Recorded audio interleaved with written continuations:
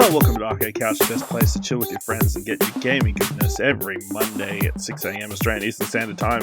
I'm your host, Ashley Hobley. I'm excited to be here to hear about Killerian's new OLED Zelda Switch. Join me today, Kieran Martian. It's me, the king of FOMO and enabling. The king of being enabled. The king of being enabled, exactly. Yeah, so today's episode, it's just going to be talk about Zelda. There's a couple of news stories we'll talk about at the end, but it's Zelda. It is. That's the big news story. It's a big game. Everything kind of didn't come out this week because Zelda was coming. Good job, everyone. Dylan's not here because Zelda is too busy playing Zelda. He decided to ditch the podcast. Not committed. Because Dylan is a bad son and forgot before booking a recording that he had Mother's Day stuff on today. So, that's one thing. Because of Zelda. Blame it on Zelda. Blame it on Zelda. But two, middle of the Zelda hype. And I know he's reviewing it, but Dylan starts tweeting out about Lego Racing. I'm like, bro, what the fuck? If this happens again, right? If this is another major game... Lego 2K Drive. 2K Drive? It's in the wrapping. Major sitting game there. Where it's fucking... Elden Ring or so many other big games that Dylan has missed to go and review something else.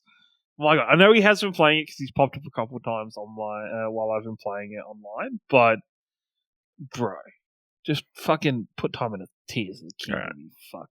So let's just jump into it straight away. Kieran, you got a new Switch. I did get a new Switch. I did in fact get a new Switch. So tell the whole story. How did this happen? Well, Tears of the Kingdom was coming out. I was I was excited a little bit because it's Zelda. Zelda's games are cool. I've played Breath of the Wild recently, and I enjoyed my time with that. And then I was like, looking at my old OG Switch, just kind of chilling there, and I was like, bro, you're going to be okay. You're going to do this. Is everything going to be all right? I know. I always found that Switch very uncomfortable to play in handheld mode. I don't know why. It was just that maybe I just found it very almost ungamely a little bit, or heavy. Yeah. And then I was like, I could yeet this one into the sun, aka trade it in EB Games or somewhere and get an OLED one. But places are gonna have an OLED one, not gonna have one available, right? So Certainly I looked not online. The special edition Zelda one. Edition Zelda one. I was like, there's no shot. So I looked around, and places like JB and Harvey Norman, they all were advertising online still. EB Games, no advertising, none at all. And I was like, okay, yeah. They actually if I go there, they'll say no, and then I'll be off the hook. They took the webpage down, and then so literally Thursday, I was like, you know what, I could swing by on the way over to my parents. I'll swing by, and I will go have feelers because I'd seen on the website that day they had a second lot of the consoles was going to be available to pre-order. So I was like, you know what, I'm going to go in and ask, and I'll probably just pre-order one for next week, whatever. And then I have a week to talk myself out of it. I have a week to get over my FOMO and be like, you know what? No, I'm fine. So I went in there, and this is legitimately how I started the conversation. I know the manager of EB Games from prior to him working there, so I was talking to him. I was like, okay, I'm going to ask you a question. You're going to say no to it, or you're probably going to say no to it, but I'm completely okay with you saying no to it, all right? And he goes, no. I was like, no, let me ask. I was like, do you have any unpre-ordered OLED Zelda Switches? And he goes, yes, I have 2. And I literally stood there in the store. I went, well, fuck. All right, I suppose I better pre-order one then. So you set the question up that way, so you had no choice but to say. I know, exactly, right? I was at the point where I just had to... Yeah, I was like, oh, okay, so I kind of just have to now. This is the universe just being like, yeah, just do it. So I did that. Actually, super affordable trading in my old console and a couple games, and I got Zelda cheap and everything. It was all right. It was fine. Did you get the Zelda Pro controller? No, I didn't. I was tempted, but I've already recently purchased a new Pro controller. Okay. around about the time I wanted to play Breath of the Wild again because I couldn't find my old Pro controller. Okay, so yeah. Yeah, so I was like, I probably should. I mean, you could have traded that in. And you know what? Maybe. But so yeah, no. So I got it home. OLED model, very nice. Yeah. The Zelda limited edition model, very pretty. Yeah. I think I actually used a lot in handheld. Yesterday I went up to Melbourne to watch the footy, so I, played the Switch the whole way in the car ride there because I wasn't driving. Okay, I was about to ask. I was. Have you actually played anything in handheld mode? Yeah, no. Yes. So I was. Otherwise, it would be completely defeated. Exactly right. Part of me was like, if I don't play this a bit more in handheld mode, buying the OLED model is kind of fucking pointless. But no, so I played that and actually runs really nicely in the handheld. Is there a noticeable difference? It feels lighter, actually. And I don't know if that's maybe me just placebo effect, trying to give myself more reasons to be okay with purchasing it. But it feels lighter, it feels easier. I mean, either way, you'll be like, oh, it's heavier. Actually, there's more stuff in no, it. No, actually, it's got the added benefit of, and worth the purchase, as the big thing was, the original Switch only had like the little tiny stand that was like a fucking slither that popped out. OLED model has like the whole back half just pops and makes it a very stable, nicer thing. So that's actually a lot nicer to use handheld. But at the same time, that's funny because I'm like, I hate using the Joy-Cons off the device. Like, I just don't know why my brain just doesn't use them. Because you need your hands together, right? Yeah, I know. I just need my hands Otherwise, together. you're not playing properly. So, no, I played that, and then I was playing today while I was waiting for lunch to cook and everything at Mum and Dad's. And no, it's been great. I've really enjoyed the OLED Switch. It's definitely great, worth the purchase. It's pretty, so yeah. You know what? Fuck it, great. Yeah, seen a lot of people in our community pick up Zelda Switches. Yeah, and I think I saw Kieran over at Press Start. Press Start. I thought it was some bands. It's a Kieran. It's a Kieran it's thing. It's a Kieran thing. I was like, and then of course Drew over at well, Drew gets House of Mario. He gets every single one. Drew thinks Switch. Yes. Drew, just so you know, Nintendo Switches are not Pokemon. You do not got to catch them all. I mean, if that's your thing, Look, if it is your thing, maybe he just trades in the old limited edition when he's I don't know. I highly doubt it. If probably not. Drew, but yeah, go check out Drew's. He got an unboxing video with everything. He bought everything Zelda. Everything Zelda. He got the Pro Controller. He got the Amiibos. He got the collector's edition book thing. I don't know. Yep. Guide thing. So yeah, over at youtube.com/iDrewby, I want to say. Yeah, so check that out. But Kieran, you have been playing The Legend of Zelda: Tears of the Kingdom. There we go. We have a quality critics roundup over at explosionnetwork.com. Whoa. We had, I want to say, 8 different outlets off the top of my head. Might be 9. And for the first time ever, we had a perfect 10 across the board. Every single outlet giving its highest marks possible. Kieran, is Tears of the Kingdom worthy of a 10 out of 10? I think so far, from what I've played so far, yes. I think 100%. I think I'm interested to see how it goes later in the game, because very early in the game, Tears of the Kingdom very much follows the framework that applied to Breath of the Wild in terms of, okay, starter area, there's shrines, there's 5 shrines you got to complete before you'll leave the starter area. It'll build up and slowly give you the powers that you get to use for the rest of the game there, and then you get access to the whole map, and then it's, okay, go off to each of the regions or each of the main races or civilizations in Hyrule and go fix their problems first and gather up powers there, yada, yada, yada.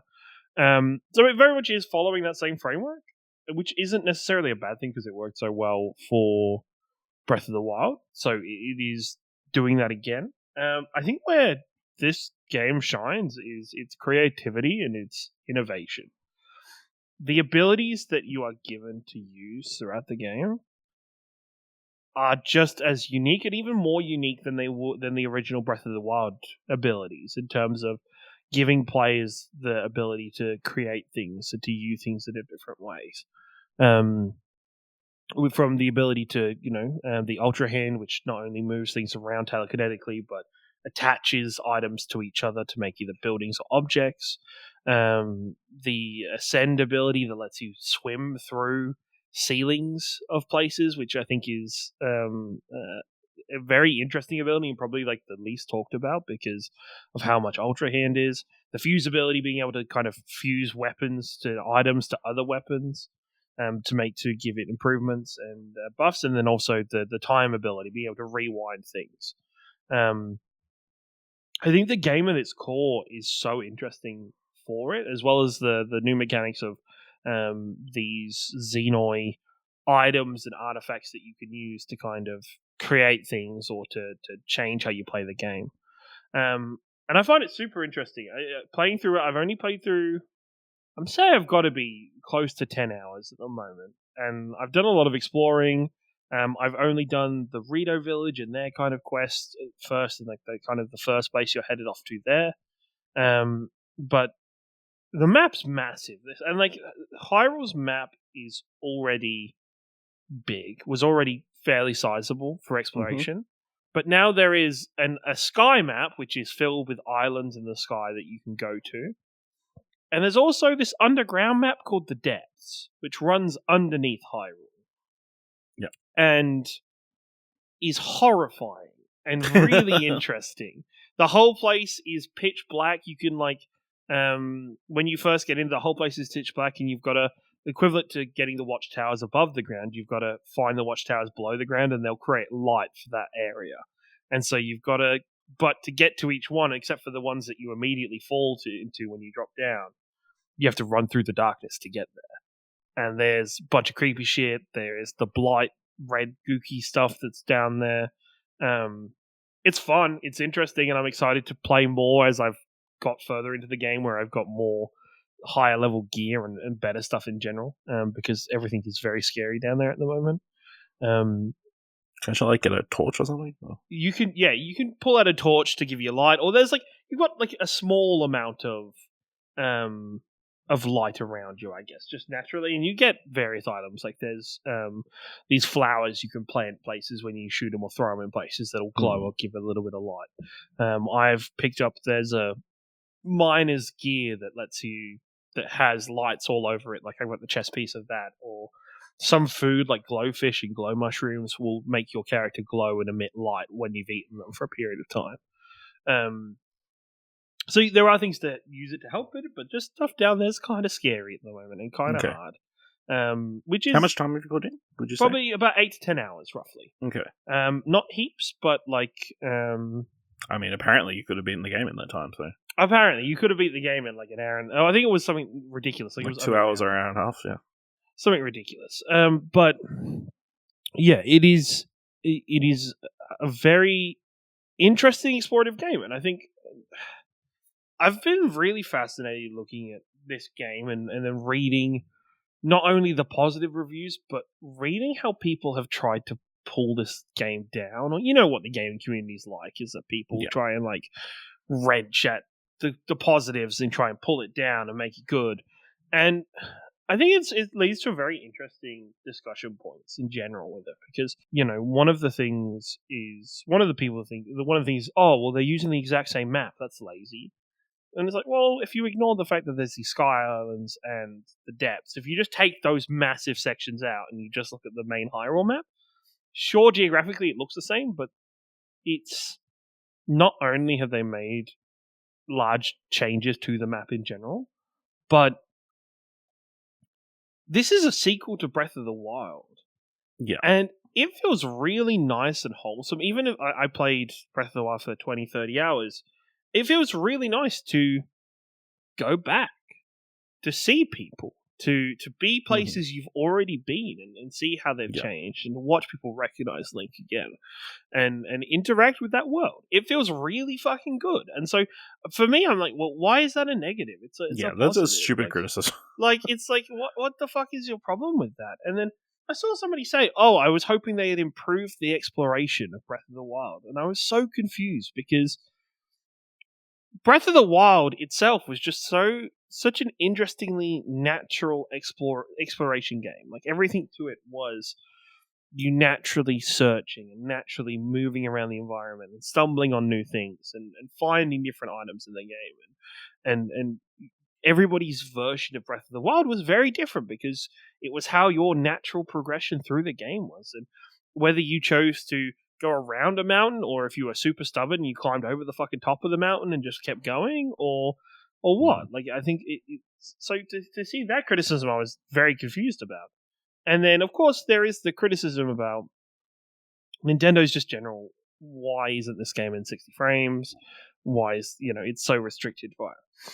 And I was actually sitting there, and this is funny when I play this coming off the back of Redfall, and I'm like, is it maybe is Breath of the Wild is Tears of the Kingdom? Does frames not matter? Is what just no? It's not frames. It's not the frames not mattering, but are Nintendo and specifically the team behind Tears of the Kingdom, are they more innovative because of the restrictions that got placed upon them with the device?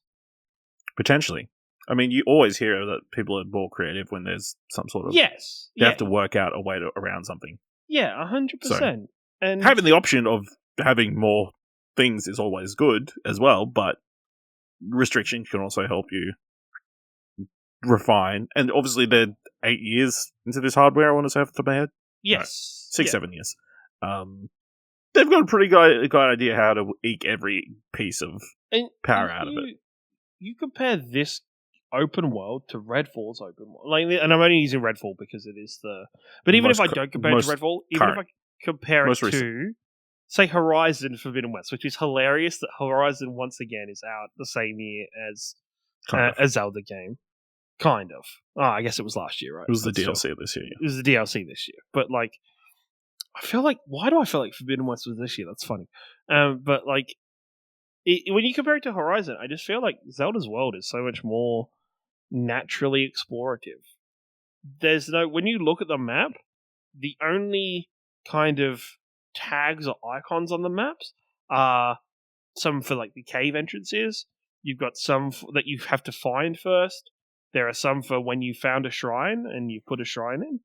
But the map is very clear. It's not like when you open a classic AAA open world, especially Ubisoft-styled ones or Akin ones, where there are fucking icons everywhere. There is just icons all over the place.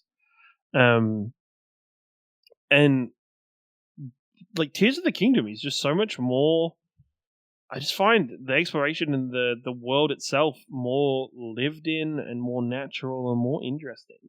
I think Tears of the Kingdom compared to Breath of the Wild has so much more lore and story and character to it, I feel like there is a lot more interacting with NPCs, there's a lot more characters doing things in the world, there's a lot more interesting things going on outside of the main narrative.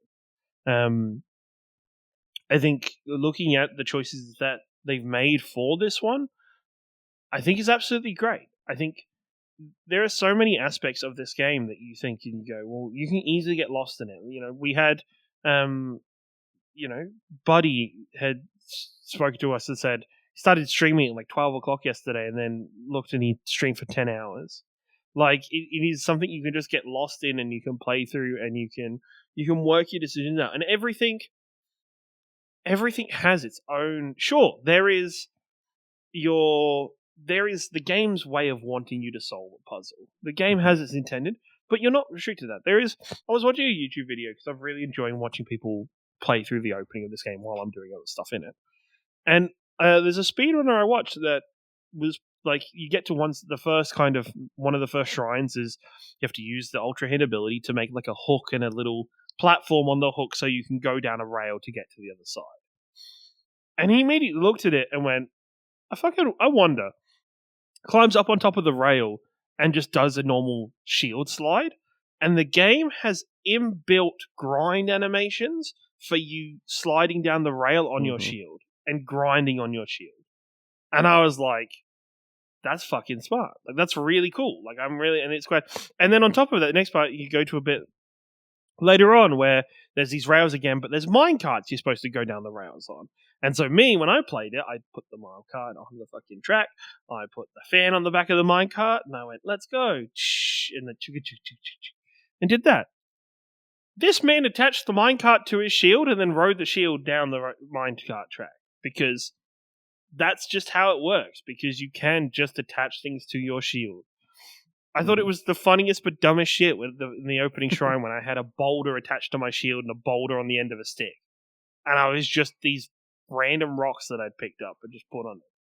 I think one of my go-to methods of getting anywhere now is sticking a rocket on my shield and then just going really high up when I want to get to somewhere high and I can't be bothered climbing up it. Okay. And it's funny because the game puts you in it, and I'm so used to Breath of the Wild. Like there was in the Rito village, I spent 20 minutes like, okay, I can't climb up the side of this really long sky pillar. Fuck. Okay. There's me trying to like Albert Einstein build something to like shoot me up in the air high enough so I could climb the rest of the way, whatever. Completely overlooked the fact that just the bottom of the tower is flat. You can just run to the bottom of it and use the ascend ability and just swim all the way up and just get out the top of it that way. And it's so like, it's funny that there is these abilities that have so many different uses and different potential for use, and yet you could still be bound by your previous experience and your previous interest in the game and in Breath of the Wild. Sure, I'm not, the game isn't absolutely perfect, but I still think it's worth a 10. I am a little worried with it following the same strokes as Breath of the Wild. I think I'm hoping that the game does divulge, and I hope that I haven't seen much of Ganon yet, and I want to see more of Ganon and how he plays into it, and hear Matt Mercer. I think the overarching lore of Zelda and like the lore that they're using for this one is really interesting, even though goat people. But like other than that, I think what there is the main like advisor is like a goatsy person. Like he like it's like the best way to describe them. They are like a goat. Yeah, like they don't actually have the horns that they have. Let me. What have you got against goats? I don't know, but it's just very funny that there's just this everything about this is it's just it can be very strange and absurd in some ways when you're playing through it. So, I think I'm hoping and excited for that, and I'm excited to see how the game progresses. At first, I was a bit very opening at early sections.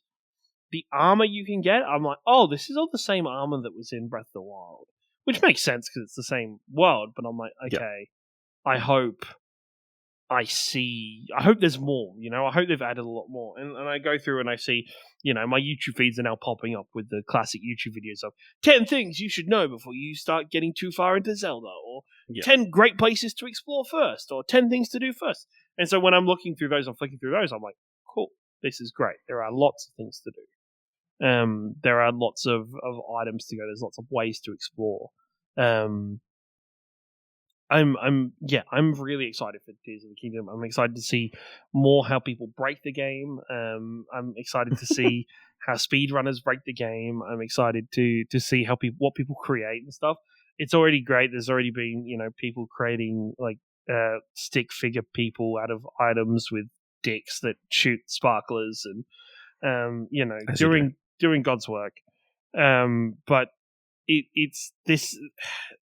I think where the one thing I've always admired about Minecraft is Minecraft and Roblox and games like Factorio and even No Man's Sky to a point nowadays enable players to be creativity.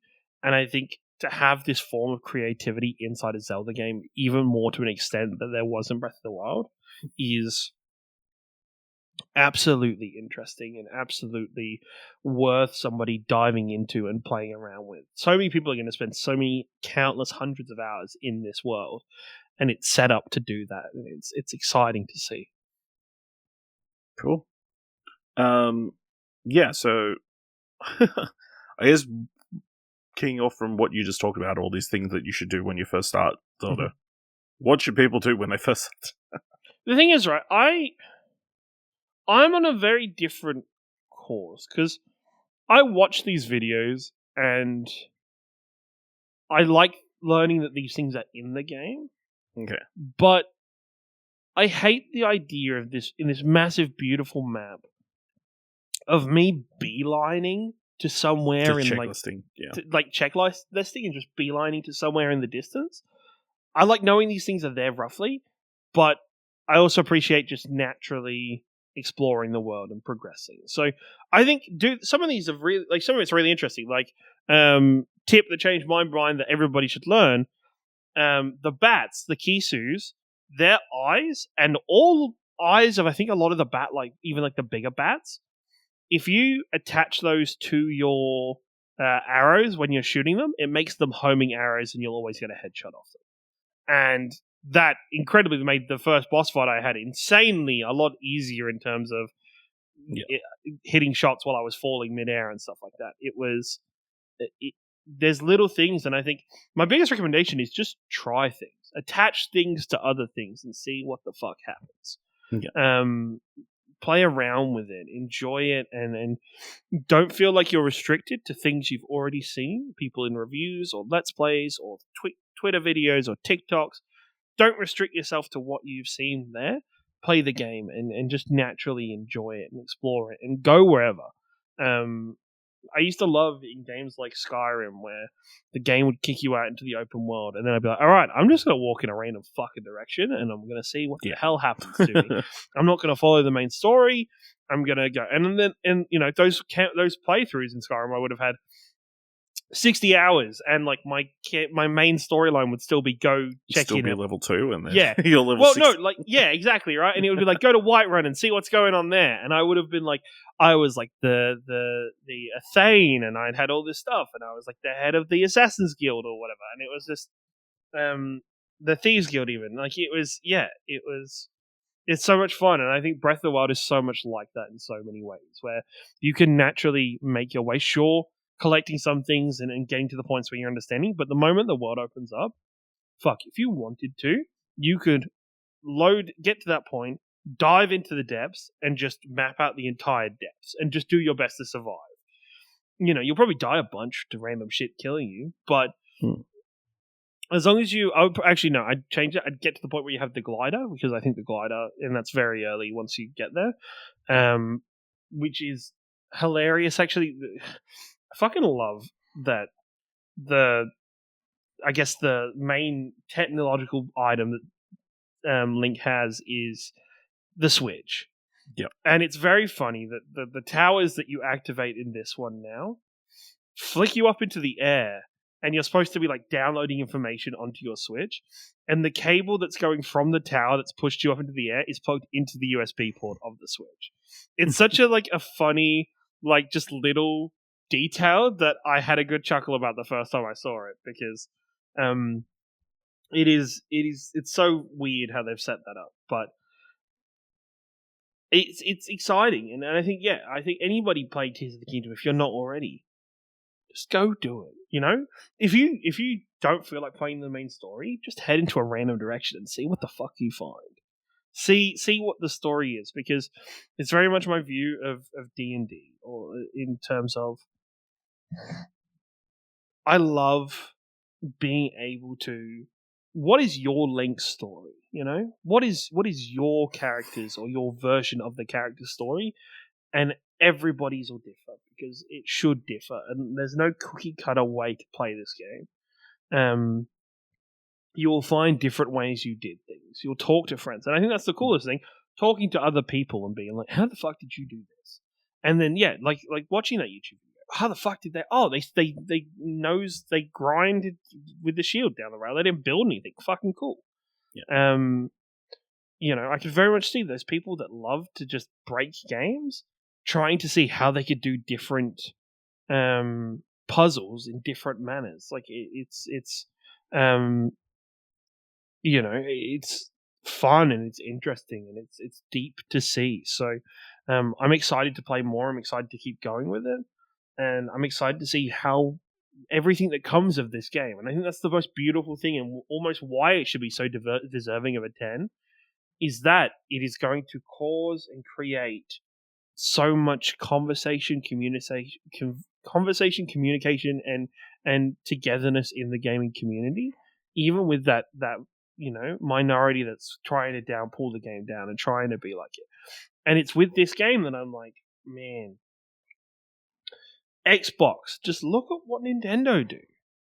You know, I know teraflops are cool. I know 120 frames is cool, or like 60 frames is even cool apparently.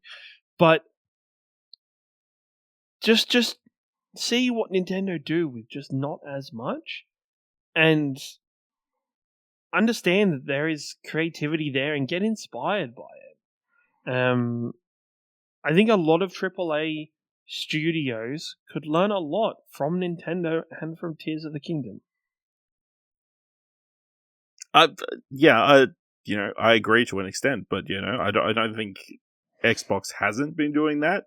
I think two of the games that they've released recently that are very, like, I guess in a similar-esque vein would be Sea of Thieves and Grounded, which are very much go around, do your own thing. But tell your own story. Those... But they haven't got the Zelda IP that's helping them make these. But even then, those are both multiplayer games, right? Mm. They're both multiplayer. One's a survival multiplayer. Well, they're both in theory a survival multiplayer game. Yeah. I don't think Sea of Thieves has like survival mechanics in terms of eating food or anything.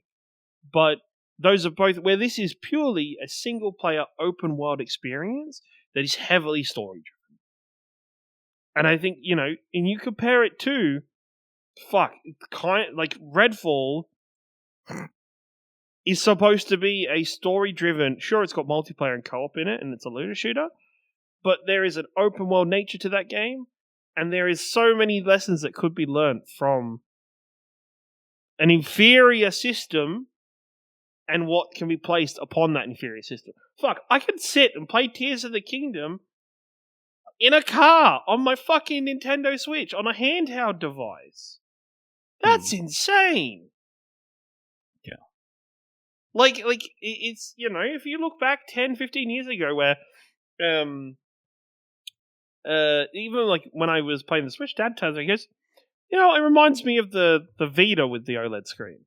And I was like, that's pretty funny.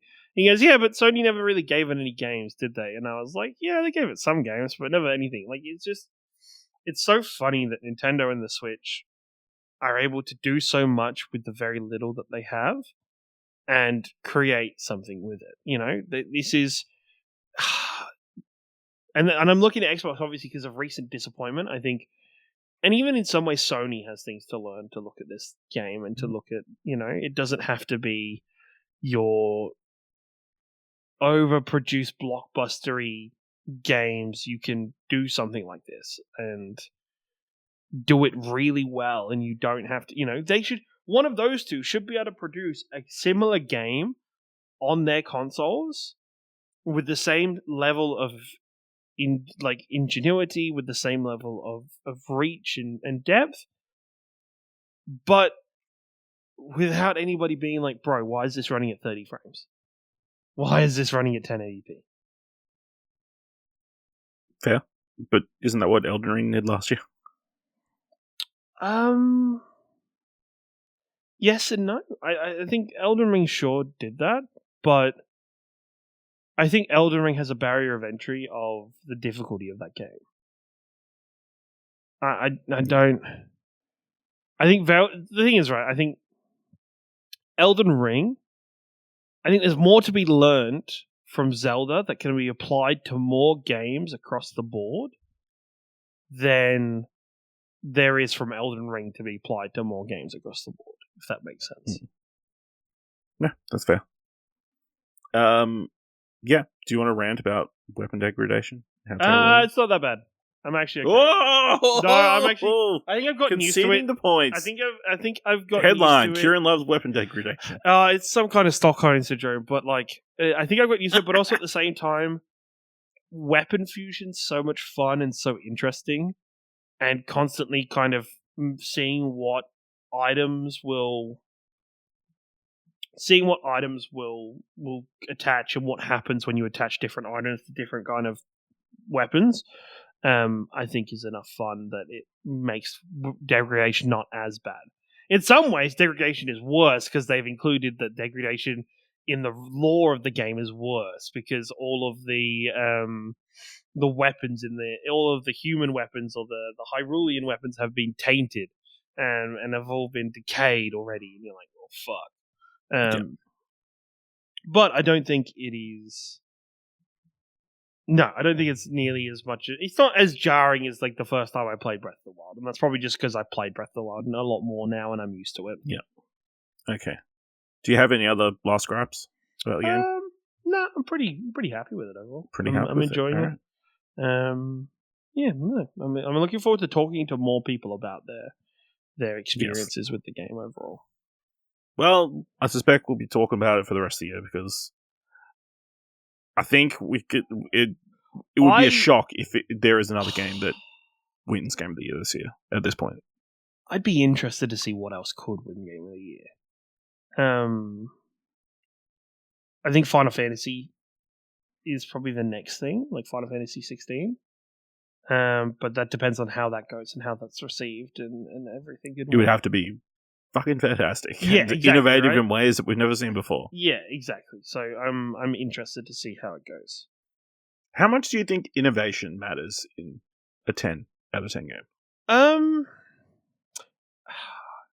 It depends on the style of innovation and what your personal definition of innovation is, because you could do like in a game that's a sequel or a remake, innovation is taking a system that was already in the previous game and making it better and improving upon it.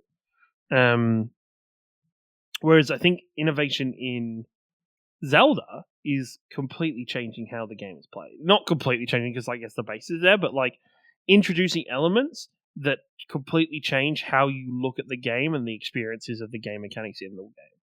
I think you can have a 10 out of 10 that does everything perfectly. It just does everything right, and it feels right, and it feels great.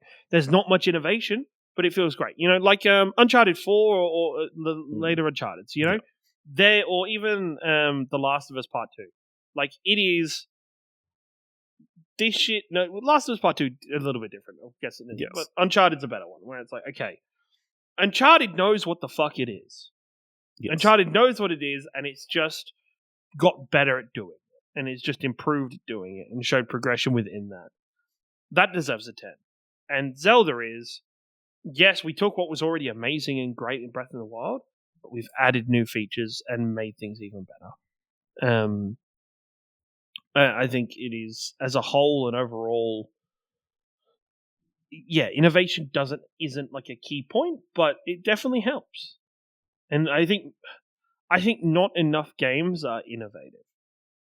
I think enough games this year, or not this year, but in general, are great at seeing what games have done before them, or games are currently doing, and trying to do their version of it. Not better, though, but with a different skin. You know? Especially when we look at like games for service lately with you know, the Marvel game, with the up-and-coming Suicide Squad game. Yeah. Like, just looking at those, and you're like, when you look at those, it's like, there's no obvious innovation here. There's nothing that's pushing the envelope. There's nothing that's improving this for the better. It's just making the same kind of, taking the same veins and just putting a different skin on it. Yeah. All right. Yep. So that's Tears of the Kingdom early impressions from Kieran. Join us next week where Dylan hopefully will have played some and we can talk about it there. Yeah, and we'll probably be talking about it regularly until you guys have finished it.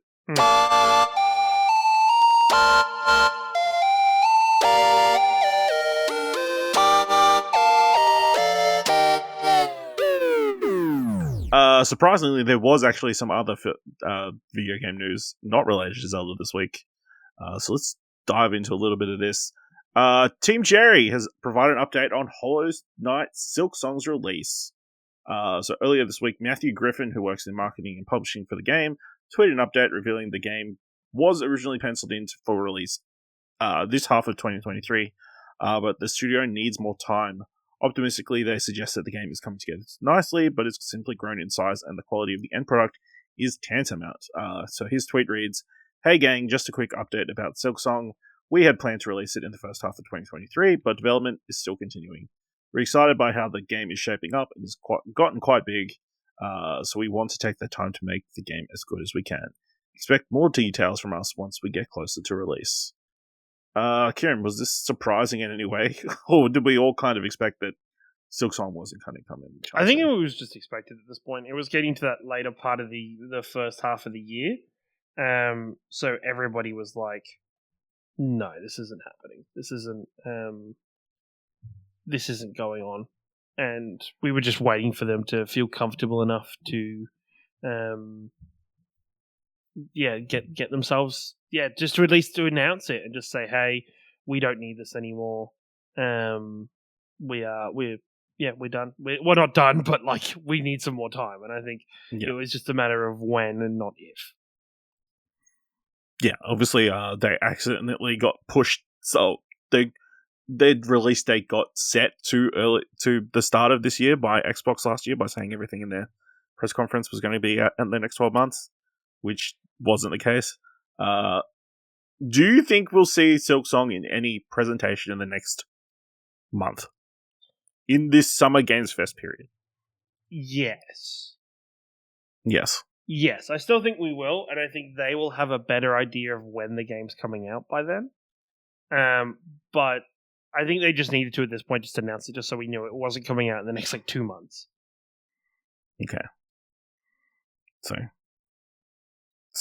watch every single showcase, because you never know which one they're going to show up with. Exactly. And announce. You're not going to know who they sold their soul to. Yeah.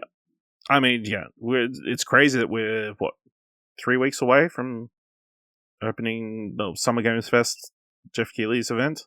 Yeah. And potentially only 2 weeks away till the PlayStation showcase. Fingers crossed.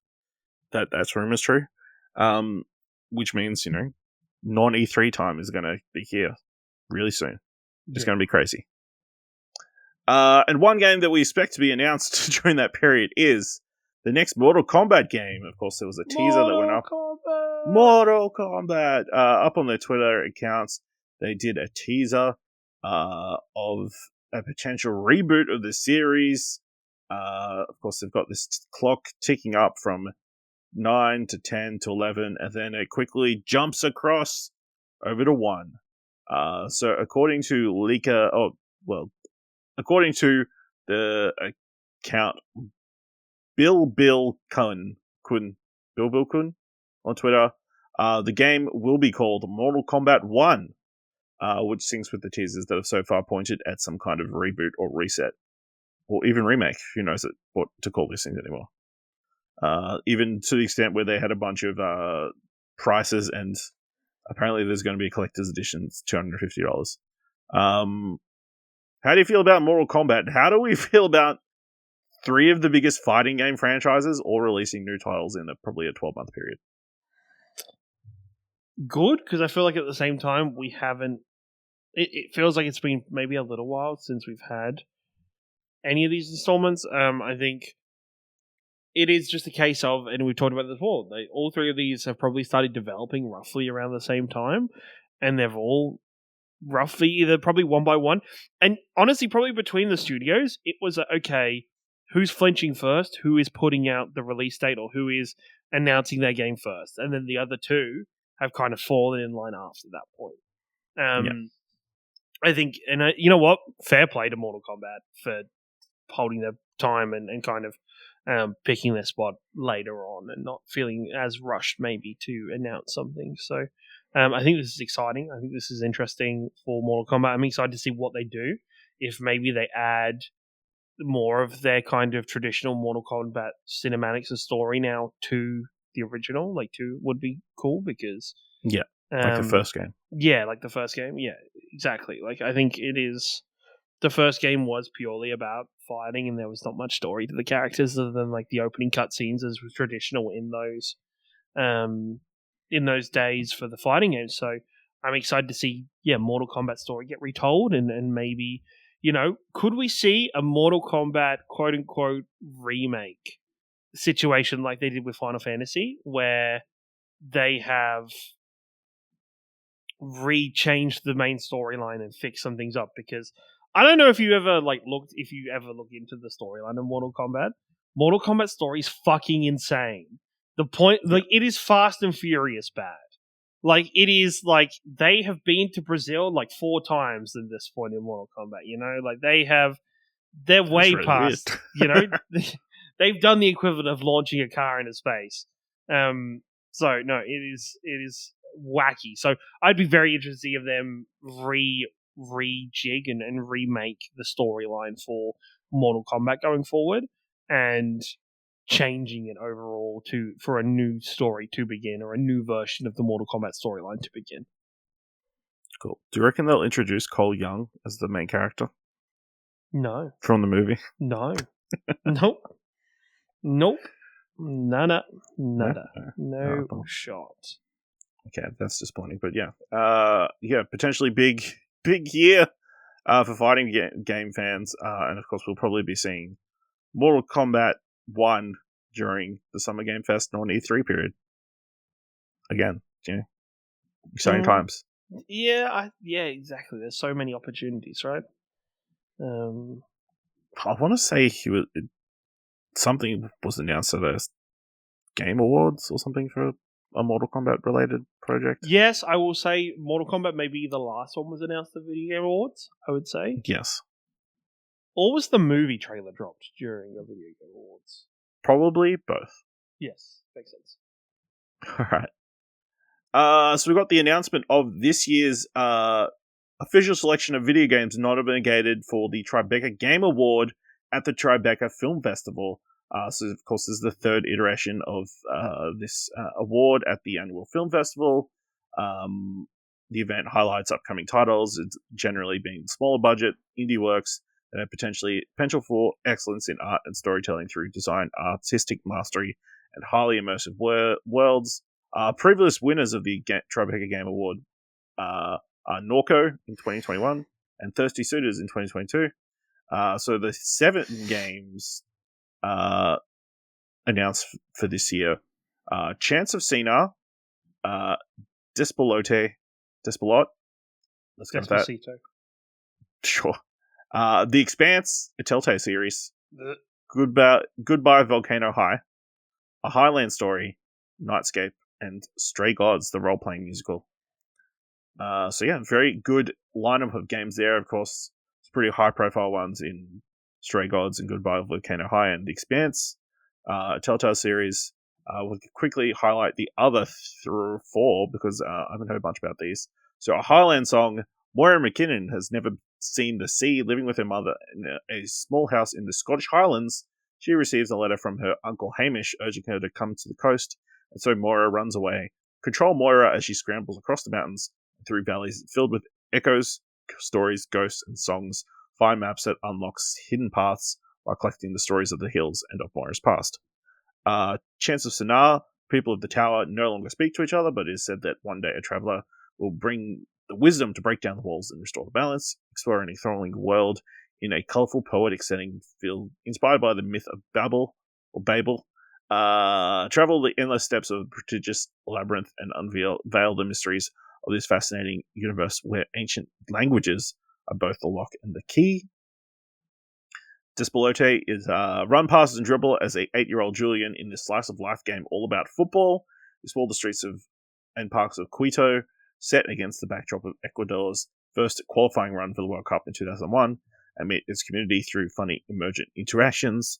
And then there's Nightscape. When the sun mysteriously causes the stars to fall to Earth, rendering the sky completely dark, the world is thrown into chaos in this 2.5D atmospheric adventure game rooted in the ancient Arabian stories. Layla, a lost stargazer, reluctantly embarks on a quest to restore the stars to their rightful place. Using her father's magical astrolabe, she awakens the power of the stars as she explores the mysteries of both Earth and sky. Kieran, what do you think of this lineup of games? I think it's interesting, but I think there's... So are these supposed to be for up-and-coming games, I'm guessing? Yes, up-and-coming games. Yeah, okay. I think it's a good collection of games and a good collection of the future games. I do think The Expanse, the Telltale story, is the odd one out here in very ways. Like, I know, once again, it is a company wearing Telltale Games skin suit. But I think even beyond that, like, it feels a bit odd that one being there compared to the other potential nominees.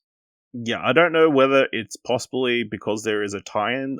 Telltale is holding an event or a panel. Telltale Games is hosting a panel called Exploring Deep Space, how Telltale and Deck 9 created Expanse stories in an interactive medium for an in-depth discussion of the key factors in capturing the right feel and tone for the game. So whether because they agreed to do that panel or, they got nominated and they agreed to do that panel after. But yeah. I mean, this is technically the first game from the new skinned version of Telltale, so I guess this is our first chance to see how they actually do. I guess. Did they live up to old Telltale? Yeah. I don't know. They're in a weird spot. But yeah. They are in a weird spot, but why not? Also, additionally at the festival, we'll screen a new documentary called Hideo Kojima, Connecting Worlds. The film delves into the mind and creative process of the man behind Metal Gear and Death Stranding, and features appearances from Guillermo del Toro, Norman Reedus, Grimes, Churches, and others. So yeah, that's an interesting addition that I don't think anybody knew about before that it was announced. So it's a full movie and will be coming at some point. I hope Kojima has like nothing to do with it in terms of direction or producing, because no, it's directed by Glenn Milner and produced by Ben Hilton. So excellent. So it'll maybe make he sense. executive produced coherent. Or maybe he wrote it. Oh no. Oh no. If he wrote it, we're all doomed. We're all fucked. There's gonna be people are gonna be putting dissertations on YouTube of how they broke down every single millisecond of that fucking documentary, looking for clues and spoilers and bits and pieces for the future of Death Stranding and other. He went 3 times. Metal Gear's coming soon. God. Crazy. All right. Final story for this week. Kind of pulling back from a story that we talked about a few months ago, I want to say. Fortnite is officially going to be an Olympic esport, joining a lineup of other games set to take part in the inaugural Olympic Esports Series 2003 this June. It's important to note that the IOC's president, Thomas Bach, did once say that killer games aren't a good fit for the Olympics, though this was back in 2018. So how exactly will Fortnite appear as an Olympic esport then, if not the usual battle royale affair? It's going to mimic its closest real-life counterpart to Olympic sports, sport shooting. Clarify, sport shooting is a competitive sport that does involve using real guns, but specifically for the purpose of measuring accuracy, and that's exactly what the plan is for Fortnite 2. A specifically designed Fortnite Creative Island, made to reflect sport shooting competition, will put the target aiming accuracy of sharpshooters to the test and see them navigate the in-game environment as they compete to become an Olympic Esports Series winner. Kieran, is this the best use of Fortnite for Olympics? No. Oh my god, this is the same energy as like in high school where a teacher's like, hey, we're gonna use that thing you guys are really into nowadays in a really watered down and bland way as possible. It's just I just wish somebody at the fuck it, if you don't want shooting, put FIFA in there. Put NBA in there. Put Rocket League. Just put Rocket League on your fucking new, because I get it. There's cars, and cars aren't very sporty, but still, I don't give a fuck. Just put it there. It is interesting. It is a non-violent esports, except the cars do crash into each other and explode, sure. But just put something of some of the sports they play at the Olympics are violent. Oh, they got boxing, karate, took judo. There is somebody at the Olympics has walked in there, fucking holding a skateboard, wearing like younger looking clothes, and has gone, "Hi, fellow kids, I know all about esports. Haha, cowabunga!" And they were like, "Whoa, this guy gets it. Let's go with what he thinks." Okay, we're gonna put in chess and a whole bunch of these mobile What are you doing back there? Sorry, those are my mobile game contracts falling out of the sponsorships I'm getting for. Fuck. Like, come on, just just do it properly. You know, do it I right. mean, at least they'll get some, publicity because it is Fortnite technically. But of all the games to measure shooting accuracy, not Fortnite even. I don't even think it is Fortnite. Would Fortnite be your pick? No, I would have made but the thing is, okay, so Fortnite has to be the pick because Fortnite has the creative suite to be able to do it in. And Fortnite does have bullet drop, so I guess there's that.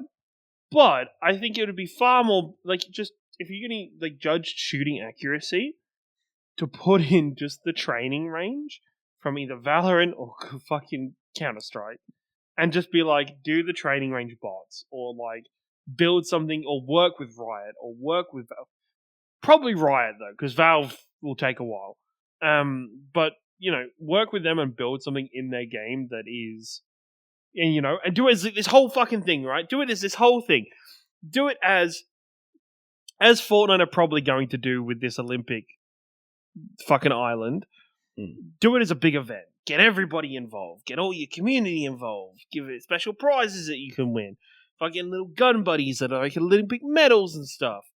Get in on that shit and then make it a big thing and bring people, young people, over to the Olympics. It's just, it's so easy and it writes itself, right? But then, all the people playing at home will do better than the people who compete in the actual. But that's the thing, right? The people who do compete in the actual thing should be... Actually, there's the qualifying thing from memory that they need to do. Yes. They should be... In theory, it should be. Especially for Fortnite, right? That should just be, in theory, should just be professional Fortnite players. It should be professional Fortnite players that are actually got the skill in the game, and they're going to be able to apply it to this shooting ranges. I don't. They're just. It's. I love esports so much, and I'm so excited for esports to get mainstream coverage and to be part of something like the Olympics. But they're just doing it in the most phallic and false way possible. Okay. I think it's hilarious. It's so fucking dumb. It is hilarious from looking at it. It's hilarious, but it's at the same time outside, fuck. Yeah. So it's hilarious because I don't have that much investment. I know, right? And you look at it and then you go, oh, somebody who isn't interested in esports then looks at this shit and goes, well, this isn't very cool. Why the fuck would I want to sit there? The coolest thing about the Olympics is fucking becoming an armchair guru on the most random, dumbest fucking events in the world. Yes. Sitting down and being fucking, I've been watching this all week. I know all about it. I know all the fucking storylines. I know everything that's going on. I'm invested. Yeah. Little Splash, 10. Exactly. This should be it, right? And there should be fuck. Australians are all about your swimming and those kind of events. Fuck, It would be so cool to have Australians be dude, I'm so invested in Rocket League. We are so good at Rocket League as a country, and we're so connected to it, and we're and it becoming cultural, and that would be so goddamn cool. But they're just not going to do it with this dumb shit they're doing. Do you think anyone big will actually compete in this? The Fortnite thing? Potentially the Fortnite thing. I think Fortnite is the main one. I think between Fortnite and chess are going to be the only two that are going to do anything interesting. The rest of them are going to be either on Randos. Ridiculous times, and they're just going to be fucking pointless because they're going to, especially for the mobile games, they're going to have no benefit of having previous events run on these setups or in this game to understand what is the best way to broadcast it. I think it's just going to be a fucking schmoz.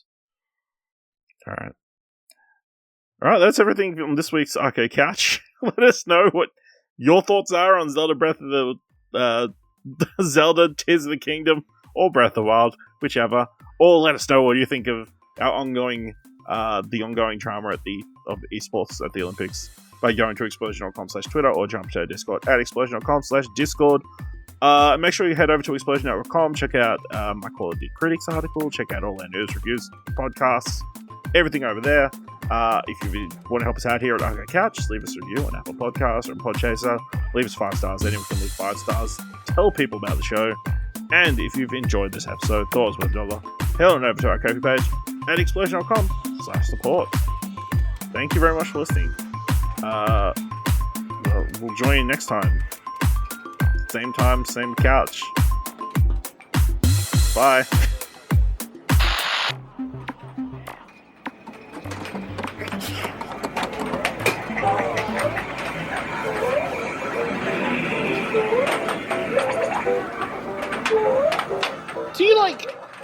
Do you like when you know it's just gonna be you and me? Do you like look for topics that either set me off or? Yeah. I mean, they're always there, so there's always going to be something. But I saw this one, and then lights just, light bulb. Light bulb, yeah. $signs in the eyes.